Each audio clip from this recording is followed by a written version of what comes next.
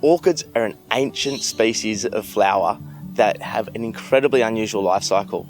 And a resident walking through bushland in Ku-ring-gai spotted something that he knew was a little bit different. And it turns out to be the first record of an endangered eastern underground orchid. They're not easy to see, they're not easy to find, so we've got some special help to try to work out where they are and what the distribution is in Ku-ring-gai. Paul, thanks heaps for coming in, doing what you do. Do you want to tell us a little bit about the orchid?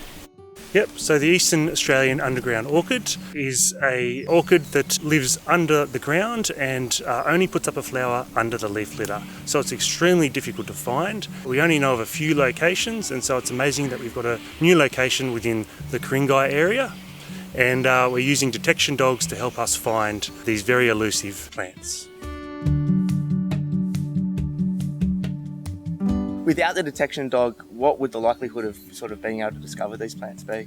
Well, from our experience, it's extremely difficult to find them. You're out searching the leaf litter, not knowing whether it's going to be there or not. There's very little to indicate at the moment where it's going to be, where it isn't going to be, but it releases a smell, so the dog is a perfect way to help find it. Well, it's evolved to completely do away with any need to come out and get sunlight. It has no green leaves. It relies on fungus under the ground to get all of its energy. So it only puts up that flower just under the leaf litter and tries to attract its pollinator to it. And so, yeah, very difficult for us to work with, given it's so cryptic. And I mean, orchids are often threatened species. This is a threatened species. Yep, it's listed as endangered, and it could be that there's more out there, but we need Sally and other detection dogs to help us learn more about it. But at the moment, there's so few known locations that it's certainly listed. So other than the fact that we don't really know where they are, what are the sort of threats that an orchid like this could face? It has its seed distributed by bandicoots. It produces a fruit, which is quite unusual for orchids, and they probably eat it. So things like foxes, fox control would be important to keep those seed dispersers at good numbers, and good habitat with good leaf litter to protect the orchid under the ground. Making sure there's no really bad constant wildfires and things like that as well to protect some good habitat for it. So working with an Eastern Underground orchid, we're utilising a detection dog, and that's where you come in, Claire. So you work for Tate Animal Training, and you're here as the handler of the dog. Yeah, absolutely. Dogs just really can see the environment in a different way than we can, with that incredible nose that they have on them. And also them searching through using their nose, they can actually be sort of non-invasive.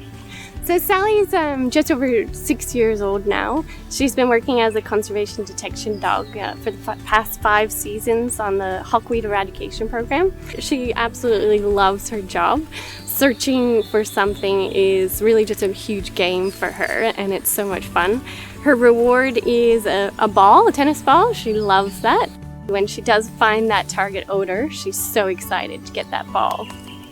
Sally is trained to work with us in the search, so she does search quite close to us, but what she does is she quarters, so she'll head out one side and then the other, and all searching for that odor. So once she catches odor, she can actually then zone in and pinpoint where it is, and that way we can find it.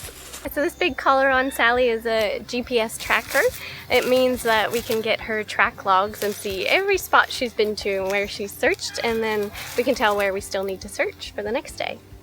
So we're working as a team to sort of conserve this species, and we've got scientists from different agencies, different council areas, we've got dog handlers. What is it that people can do to either help with the conservation or at least limit the impact on this species? Yeah, look, one of the important things is to prevent compaction of its habitat.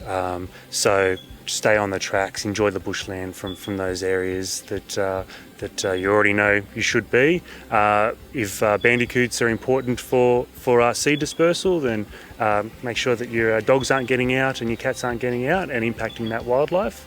Just look after the bush. Yeah, it's a really good point, Paul, that bandicoots play that crucial role in the ecosystem. We know we've lost a lot of those species of that size range, and we just, they may be in people's gardens digging little holes, but they just serve such an important role in the ecosystem. Absolutely, yeah. It's would be very important for a lot of species, not just the underground orchid. Awesome. Thanks heaps for your time, Paul. Welcome. Well, it's just been fascinating watching you and Sally work. You've obviously got really good teamwork between you, and it's just nice to see someone who likes their job so much. Definitely. Sally loves her job and I do too. So yeah, it's been great to be here. So thanks for joining us today, and as thanks to the New South Wales Government Saving Our Species program for funding these sorts of programs that look to conserve our species. Conservation is a group effort. We need everybody on board doing their part, limiting their impacts and letting us know when they see something interesting.